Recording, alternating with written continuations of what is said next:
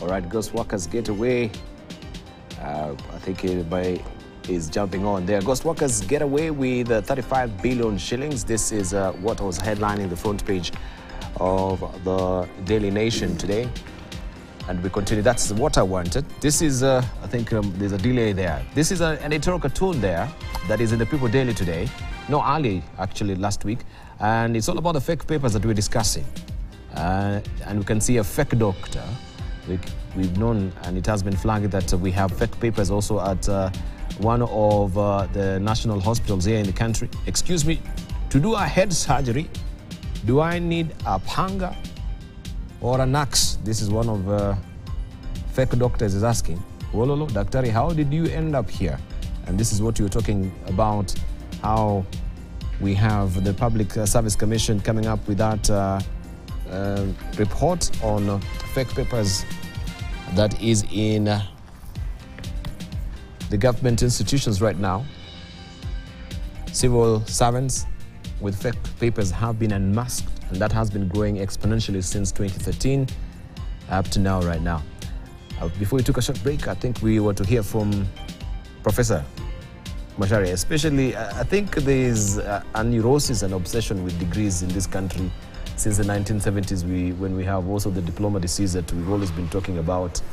Now there is a degree disease that is invading, and everyone now has, this is the paper that you need to have. If you don't have it, then you're not making it. There's nothing wrong with having a paper called degree, if you want it. The problem is that people get papers they don't earn, but they get them.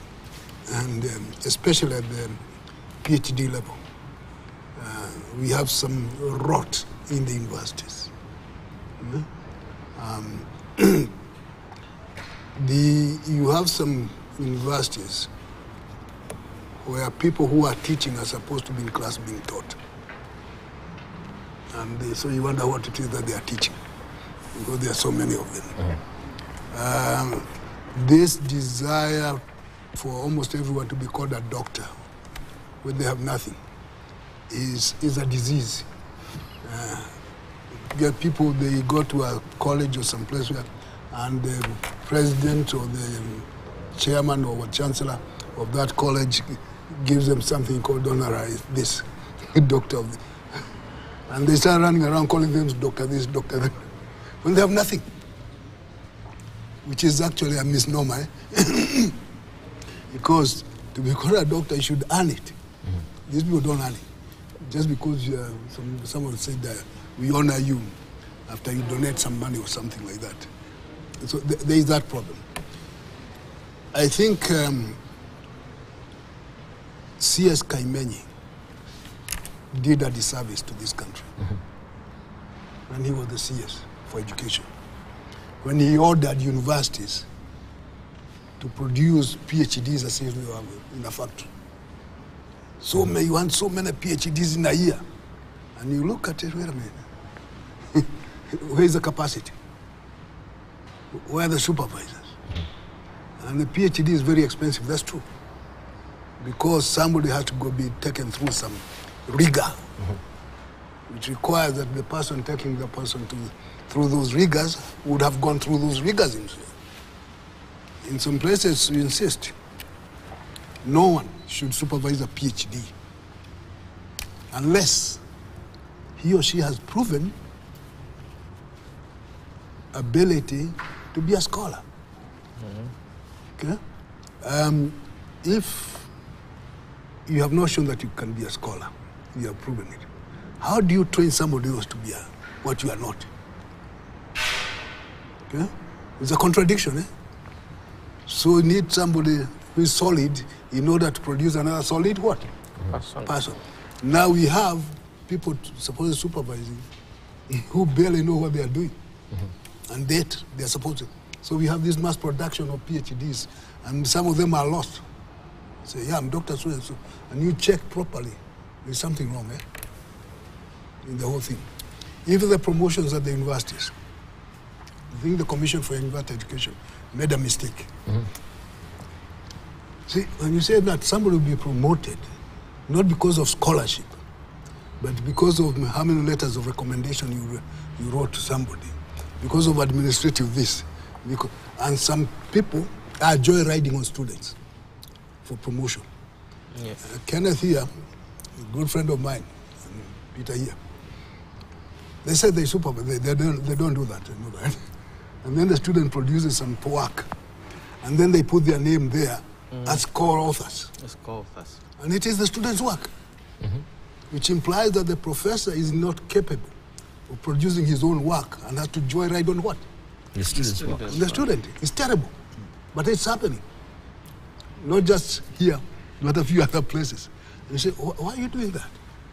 It's the student's work, not yours. And yet people are being promoted for that. So you say, then what kind of things going on? So we have deterioration of standards, of expectations. Talking about deterioration of standards, we have vice chancellors from various universities who had raised concern over acute also shortage of professors in the country, saying if not checked, the low number of might affect the quality of education and research in future. And the future, it's happening. The future is here, right? So is it that he laments that, especially this is Professor Isaiah Wakindiki of KC University, that they don't, while lamenting that the country currently has less than 1,000 professors, despite having more than 100 universities and colleges that offer thousands of academic programs. He noted that the low number of academic leaders to mentor scholars in the sector could not only hamper development of higher learning institutions, but may also affect the quality of future education and research, just as you've mentioned. You wanted to comment on it, Professor Dr. That's something that is already happening, partially because we are not putting money where our mouths are. Let me give you a very practical example. I hope I can be allowed to speak for the department that I work for in the university. Right now, we only have one professor out of about 20 members of staff. And the result of this is, I mean, the cause of this is that in a number of years now, we have not had resources, you know, to replace and to engage professors who leave, you know, those who retire, those who shift elsewhere, and you know, and those who die. So right now, it's not an issue of not having professors. It's an issue of when you promote somebody, where is the resources to pay this person? And then increasingly, we are having a situation where as many people as it should be are not being attracted to academics. Because it appears like being in academics, you are forced to take a vow of poverty. We are now behaving like priests because the kind of resources at our disposal to develop ourselves first and to compete with the rest of the world are actually very dismal. That's a cause of the situation right now. It's just a question of resources and a question of what I call last time, there's an element of brain drain. We are losing colleagues to the east now, Prof. People are going to China, people are going to Korea, you know, and they are very attractive packages, particularly from South Korea. You know, universities in China. So our local universities are suffering from brain drain, and also the notion of drained brains. That's what I called it. Brain drain are those who leave and join other institutions. Initially, it used to be America, Europe, and Australia. Now it is all those old ones, and Asia has come in very strongly. Now, those of us who remain, we are suffering from what I call drained brains, because the environment is not very conducive to do meaningful and serious scholarship. And hence the challenge. I have some colleagues who cannot face peers and say something meaningful because they have not been doing research for the last many years. They have not attended any meaningful conference, so they have not made any contribution the last they will do is to come to a forum where their academic credentials are being challenged. So they shy away. They're only comfortable being called professor, being called doctor, and that's it. So the first step, Dibal, is as a nation, let's put the requisite resources in our public universities to support them. We have no shortage of hard-working Kenyans who can be scholars. Many of our scholars are out there. They have left our universities. Locally here, those of us who have chosen to remain, probably we are here because of family constraints and other considerations that will not make us go elsewhere. And that's a phenomenon that is probably across Africa. I remember, Prof, when I was packing my bags after my PhD at the University of Cambridge, my Nigerian and Ghanaian friends thought I had gone bonkers. Because how do you go to Africa with a Cambridge PhD? What are you going to do there? Many of them went across the Atlantic to the US. A number of them remained in the UK. A number of them went to Australia. I packed my bags and came here. I had my own reasons why I had to come to the country. So let's put our money where our mouths are. The quality of training in our universities is not going to improve tomorrow if we don't put the requisite resources there. Number two, we talk about these fake degrees, fake certification and all that. You know, as Professor Kawanja said, we have no short of solitary examples of people even at old age who have done very well and earned their qualification. You talked about Chichi Karaoke. I saw him and I was part of the group that did his oral exams. And we marveled at the way the old man defended his work. And for once I thought, you know, theory and experience work very well to produce such a fantastic work like what Chichi did. He was defending it at 76, and he graduated, I think, when he was 77 years old. Now, leave alone that, I mean, we have had senior people. I think I should mention the current CEO of the Ethics and Corruption Commission, Barak Twalik, was a student in my department up to very recently. Very hard-working, you know, gentleman who earned his MA, you know. But then, I like what they say in some community, that the fish rots from the head. When we have some of our leaders who cannot tell you who their teachers were and who their classmates were and where they got their degree from, that you have to take an affidavit to say I have a degree, or it doesn't work like that. I can sit here. Professor Macharia was my teacher, I can say that. And he's here, he can deny or confirm. I will not deny. Yeah. I have classmates. Even Peter was in my class. Yes, you know. It's a full circle. It's a full circle.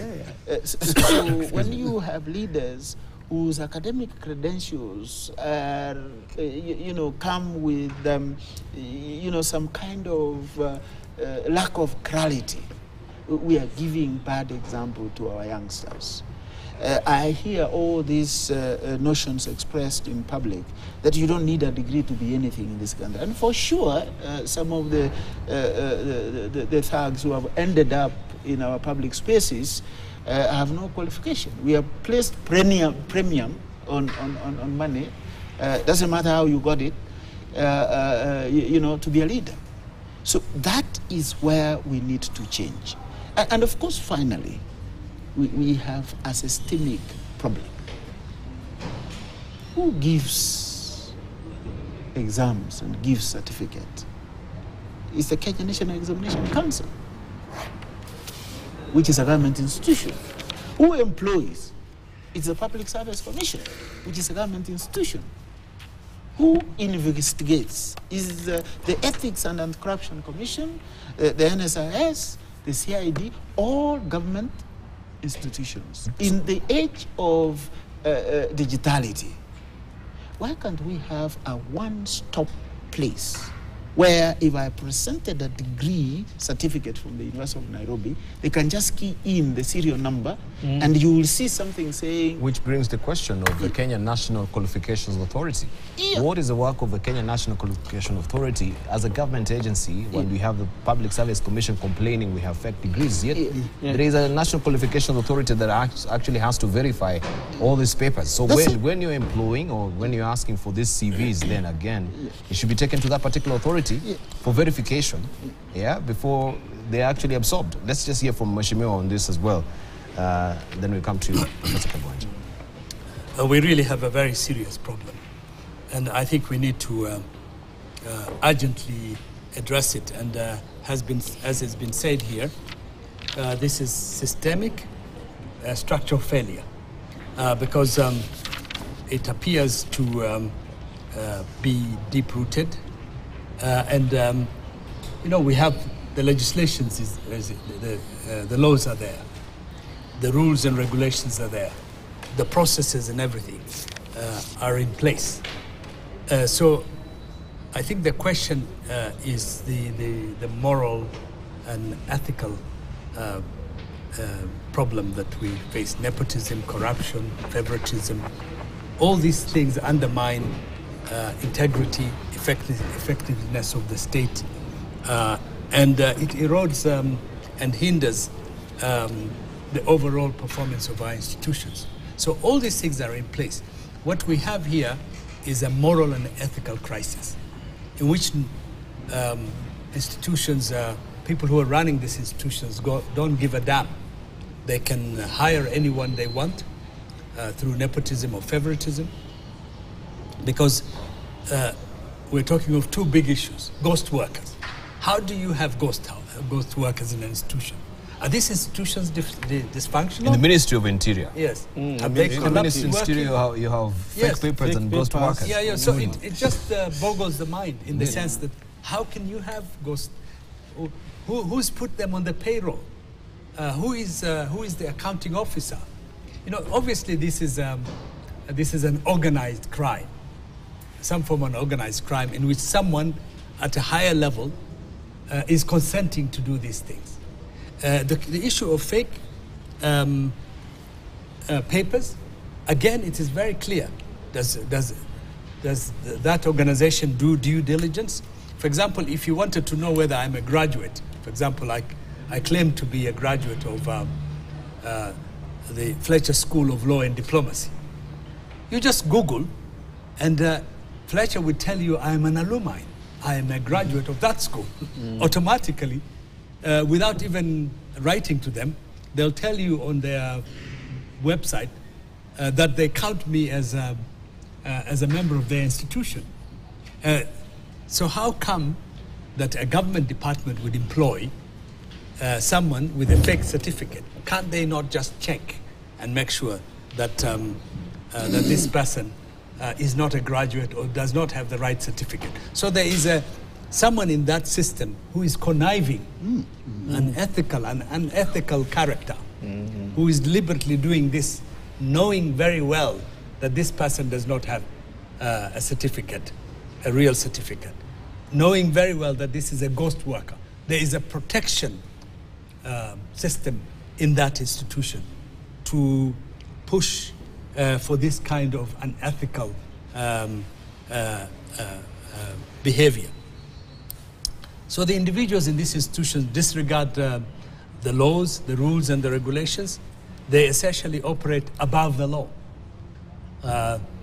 which means they promote a culture of impunity. And we have a widespread culture of impunity, a political culture that disregards all the basic rules.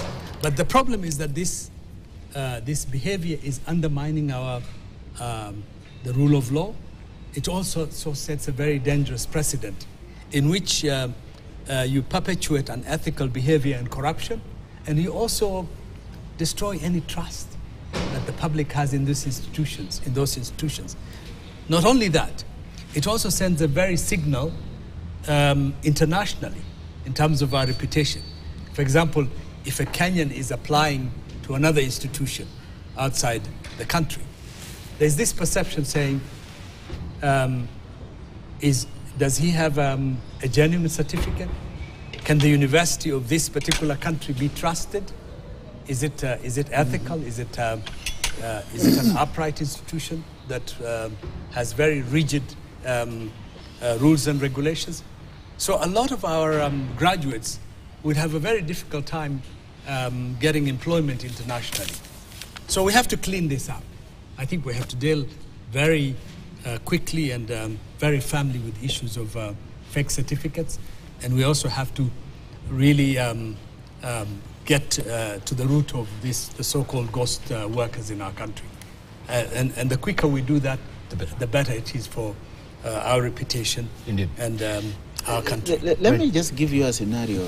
Kagonja, you wanted to say something before we come to you, just to go sequentially. Please, then we went upon it. I think we've not gone global. We stayed local today. We're still very local today. But pertinent issues anyway. I think what has been said is that the whole issue of fake certificates is real. And you're hearing from us who are at the university at different degrees, and it's real. The whole problem of lowering our standards is real, and this has to do with the government's decision on funding. I worked in South Africa, and you didn't have to talk to anybody about how rich you want to be. You just needed to work hard. At the end of the year, you submit the papers you have published in the valid journals, and for each paper, we're getting about 80,000 rand.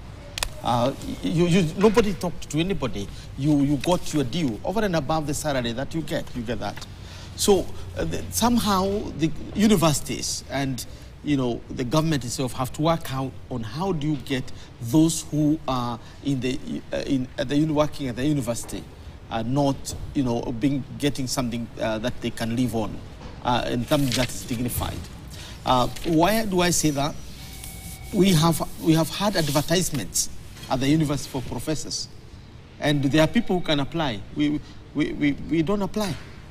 I applied for adjunct professor when there were 2 positions of a professor in my department, and nobody asked me, why did you apply for adjunct professor, meaning you are outside the university working for the university, and when in essence they are advertising for the second or the third time for the same position of a professor.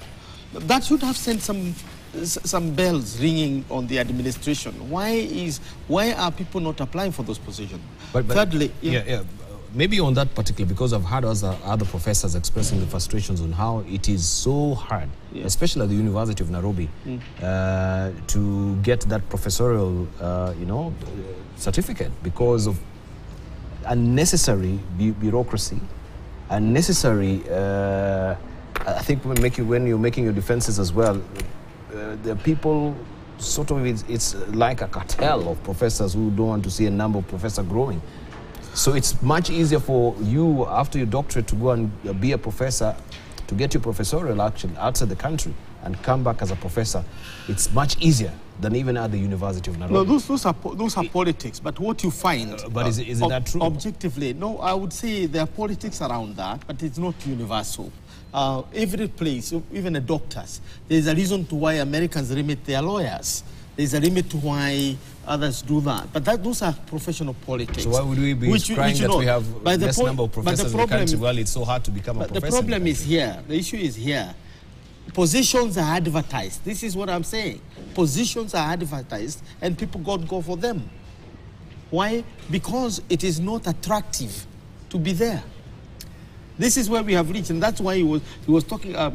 Ken was talking about, the poverty vow. We're making the vow of poverty. Let me move on and say and conclude by saying, what we need in this country now is what we have in South Africa and a number of other countries, whereby you submit anytime you are making an application of a public job, or you are seeking a position, or you are a person coming from outside. You submit your certificate to a certain authority, and you are given a certificate of your certificate, meaning all your certificates are bona fide. There is no way in South Africa, before you apply for any job, the first thing you give is that certificate saying wherever you came from. If you came from Haiti, or you came from Papua New Guinea, and you are seeking a job at the university, then the certificate must be correct.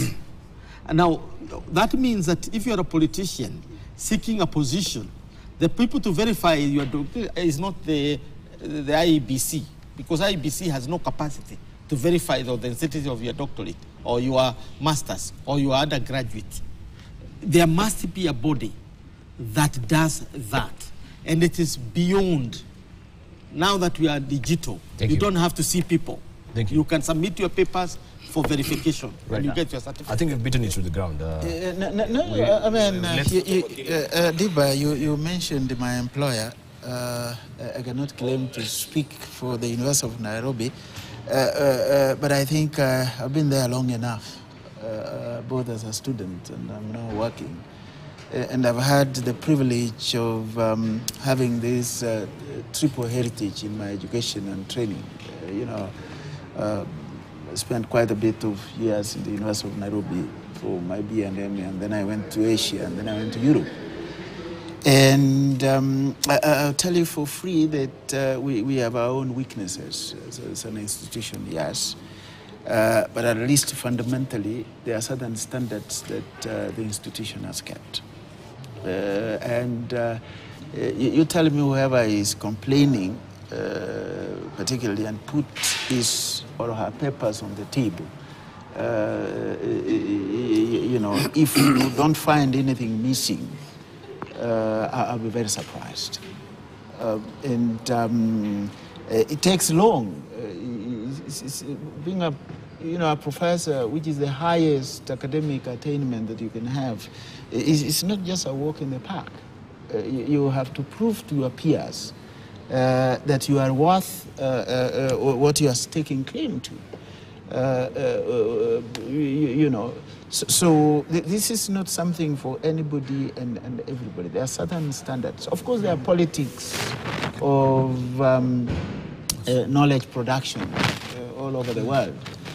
But then there are certain basic standards that have to be kept for somebody to become a professor, because that is a universal qualification. Somebody in Joburg, University in Cape Town, somebody in Oxford has to agree that this is a professor, not just locals. There are situations where we have village ones. They are only called professors in funerals, and beyond there, nothing else. So we need to draw that distinction between those who spread rumors about the University of Nairobi, partially because they have failed to meet certain standards, and therefore they have not gotten the promotion that they require, and those who genuinely... But these are consummate professors around us. Yeah. And those genuinely who have actually had, taken longer to achieve what they needed to achieve. Thank you. I think Ken is right. Yeah. Something might have gone wrong after I left Nairobi. Yeah. but might. Yeah. But I got my professorship in Nairobi. Yes. And I went, and you could see people who are vetting and saying this fellow is okay. This one, it was very apparent. So when those things are followed properly, it can be done. And let me tell you, Diba, let nobody lie to you. We now have the internet. Just key in the name of Professor Machari in Google Scholar, and you see what comes up. And Google, the one who is complaining and telling you that there are biases in the University of Nairobi, and Google him too. And you do the comparisons, and then you can come, we discuss next week. Some articles will be as short as a miniskirt. Yeah. But they cover the subject matter. They don't. It doesn't matter how small it is, but it covers the subject matter. All right. We want just to bring you up to speed, of course, on what is happening, especially with DR Congo right now, where South Africa will send 2,900 troops as part of its contribution to the Southern African Development Community force deployed to tackle armed groups in Eastern Democratic Republic of Congo. The President's office said in a statement on Monday, the one-year deployment will cover the period between December 15th of course, from December 15, 2023 to December 15, 2024, and will cost around 2 billion rands. That is around $105.75 million. The statement said the 16-member state SADC approved the Eastern Congo mission in May last year to help Congo address instability and deteriorating security in its restive eastern region. The SADC force has an offensive mandate to support Congo's army fights armed groups. It will include troops from Malawi, South Africa, and Tanzania.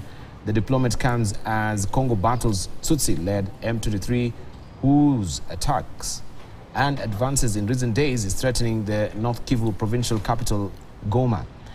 And also, the UN Security Council saying that it was concerned by escalating violence in the Eastern Democratic Republic of Congo, condemning in a statement the offensive launched this month by M23 rebels near Goma. Clashes have intensified recently between M23, among the strongest of dozens of armed groups roaming the country's troubled east, and the Congolese army.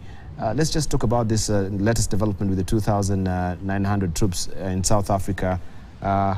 What will be your comment? Well, just briefly, because also yes. Congo is a member of 3 regional economic communities. It's a member of SADC, Southern Africa Development Community. It's a member now of the East African Community, and it is also a member of the Central Africa States Commission. I can't remember the full acronym.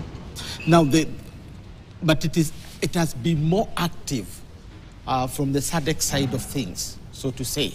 Therefore, over the last 10 years, we have seen an oscillation of mandates to deal with Eastern Congo, moving from SADC to the East African Community.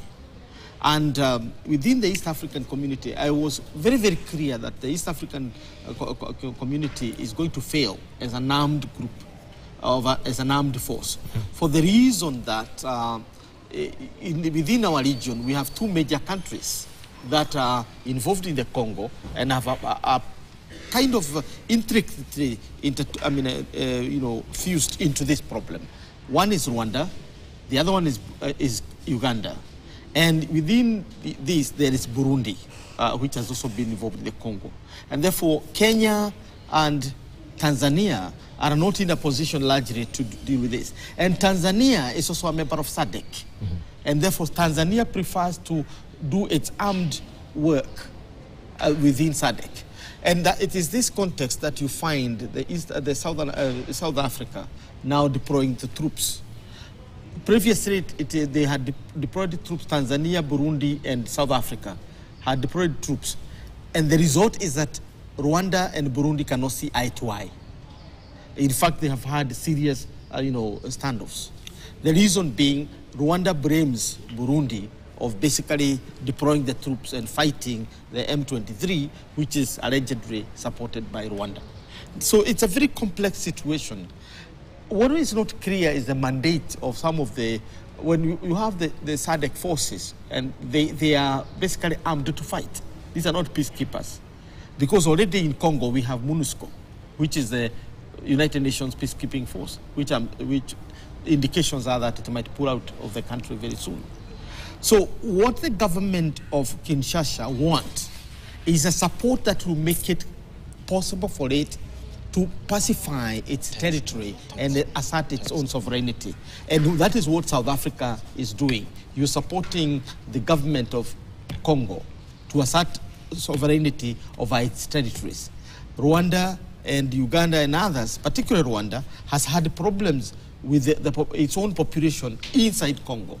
And therefore, it wants also to deal with that despite the sovereignty of Rwanda.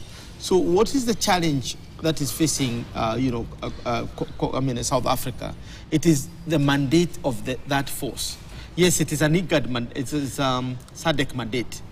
But how far can it go in terms of getting meddled in this particular conflict, which is not a Congo versus rebels, it's a Congo versus Rwanda. And this is what people are not saying. Kenya got into trouble in Congo because we are seen to be aligned with Kinshasa. And therefore, they started shouting. When we did not support the rebels, the government to fight the rebels, the government started complaining. So we have had this kind of, things coming out, that Congo is not happy with Kenya, and at other level, of course, Rwanda is not happy with Kenya, and as a result, we are not able to pinpoint the root cause of this particular problem. And the root cause is a dispute between Rwanda and Congo. Thank you. All right. Professor Mashari. Congo is a very complex entity. And it's not start today, and it's not going to end tomorrow. So, from the time of independence, in 1960, and even before, on the day of independence, chaos started.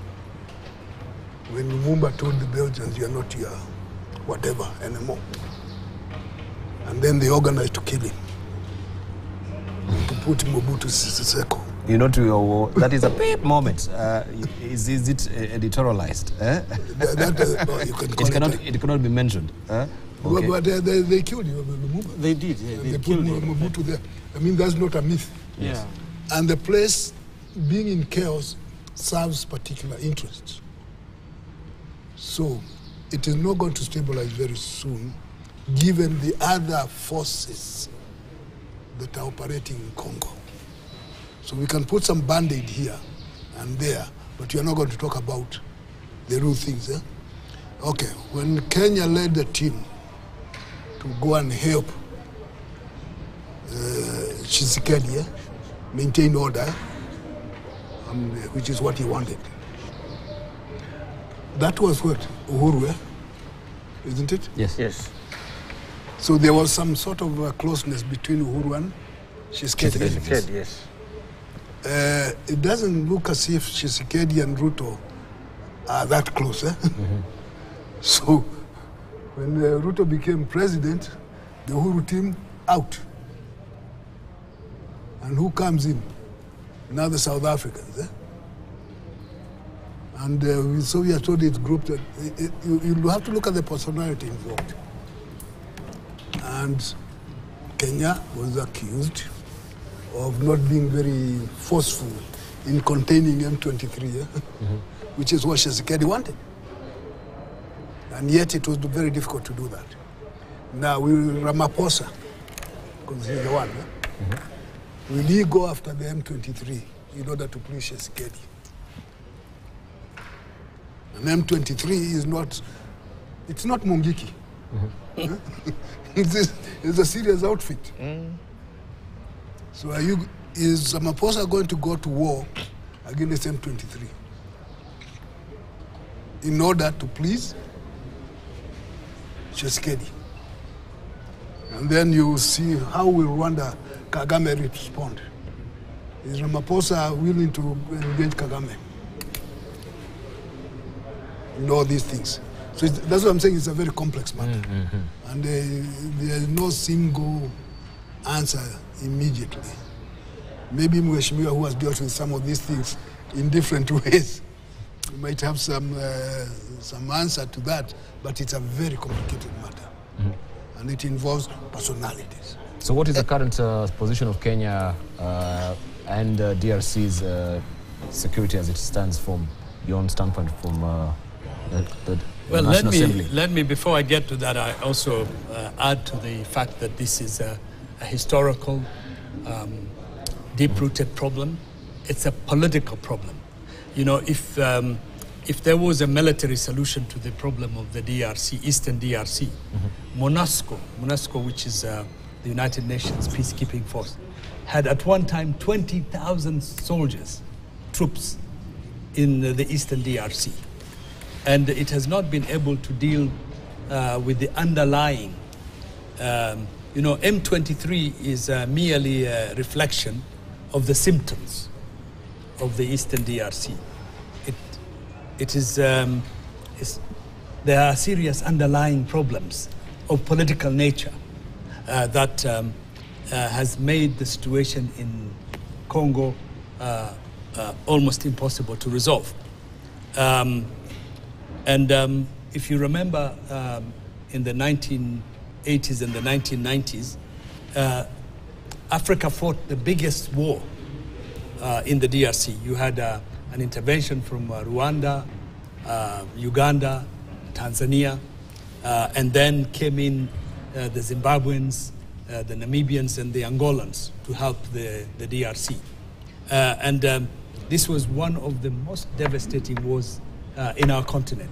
So, for sure, there is no military solution to the problem of the DRC, and particularly Eastern Congo.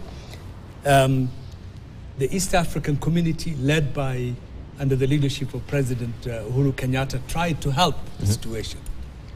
We sent the East African regional force. Now, what they had wanted to do, and President Uhuru provided a bridge to resolve this problem to his friend Felix Tshisekedi. He didn't take that, and things changed. In the end, the East African regional force was kicked out. And now, South Africa, as you say, is sending 2,000 to 3,000 troops. What can 2,000... 900. 2,900. 2,900 yes. is a drop in the ocean. You know, the Eastern DRC is bigger maybe than even South Africa. And I think what needs to be done is to have kind of level-headed approach to this particular problem. For Tshisekedi, Kagame, the East African region, the Southern African region, coming together to find, to come back to the Nairobi process and to the Luanda process. A political process which eventually would provide the opportunity for the people of Congo, particularly Eastern Congo, to have peace and stability, not by escalating it. For example, now there are mercenaries that have been brought in by the government to deal with the ethnic population that is rebellious in the... and this conflict is just going to escalate. We need to de-escalate it. We need to have a political dialogue. The process was already started. There's the Nairobi process. There's the Luanda process. The African Union is involved. The East African community is involved. I think we need some sober minds here, because it is not likely, as has been said by the historians and the academics sitting here, this is not an issue that would be resolved today and tomorrow unless we change track and we seek for a political, peaceful settlement. Right. Dr. Ken Mbongi, then we, of course, prepare ahead and thoughts. See, I think my colleagues have said more or less what needed to be said on this subject. But I will hasten to add that the problem with Congo is complicated by the fact that the challenge and the politics there is not about Congolese. No. It's not about democracy. No. It's not about trying to create stability. No. Congo is an arena of competing regional and global interests. You see, regionally, you look at Nairobi, you look at Kigali, you look at Kampala, and now Pretoria has gone in there. And then there are the global interests revolving around the resources of the country. We export gold here in Kenya, but we have nowhere, where we mine it. Have you ever wondered where it comes from? I'm not talking about the fake one. So the solution will lie only when that problem will focus on the Congolese and attempts to create some structures that will ensure that they have, at least for once, stability. If that one is not done, and it's not going to happen tomorrow, Congo will remain an arena of violence and conflicts, because violence begets violence. Thank you. We leave it at that. My music is up. Professor Peter Kagonja, closing remarks? The closing remarks is that I will go with what Professor Munene said, that we've not seen the end of the problem in Congo. It's actually going to escalate, because Congo is the largest world producer of cobalt, the single mineral that is driving the telephone, this handset, and the rest of the technology. and with the demand for this increasing, countries, interests of external countries are also increasing the Congo, and therefore we've not seen the last of this. Thank you. Professor Mashada. Maybe just to add to what Peter said, maybe we need to pay more attention to these external forces, what they are doing, and we name them. So and so, you are doing this, so and so, you are creating problems here. The way we talk is as if the problem is Congolese. It's not. And it's not. So maybe a little more focus on this. No, it's really multi-layered. The forces wanachochea hawa. Wachichaji mkina nani? All right. Mheshimiwa, your closing remarks? Well, we have just started the latest session of Parliament yesterday, and you didn't want to comment on the cartoon itself. If Madaraka would just pick it up on a lighter note, respect the freedom of speech and the freedom of the press. We have a democratic space where we can articulate all these issues, and they have their right to their views. But I think it is not what they think. Of course, on a lighter note. Yes. Thank you. All right, Dr. For me, let me just remain local. We have talked about the systemic delay that we have in our country, particularly which has affected our education sector and the certificates that we issue. I could wish that at least for once, using the advantage of the age of technology that we are in, this is something that the relevant government bodies needs to put their heads together and solve once and for all. And it's doable if we can deal with our own Kenyan idiosyncrasies. Thank you. That always make us go into the cocoons of our ethnic groups, our clans, our regions, and we can get anything. I'm sure you have seen that. Thank you. Okay, I will leave it. We need to go. Yes. I'm sure. Let's leave it at that. We have to go. We are actually overrunning. But I want to appreciate your time this morning. Yes. We've been all over the map, but I know next time at least we'll focus on where we ought to be. That is global issues as well. But I think it was paramount also to just put tails on the stories that we've done this morning as well. If we are rotting at home, we can't also have the mouth to speak about what is happening outside as well. The East Africa this week, spanned by Somalia, Milk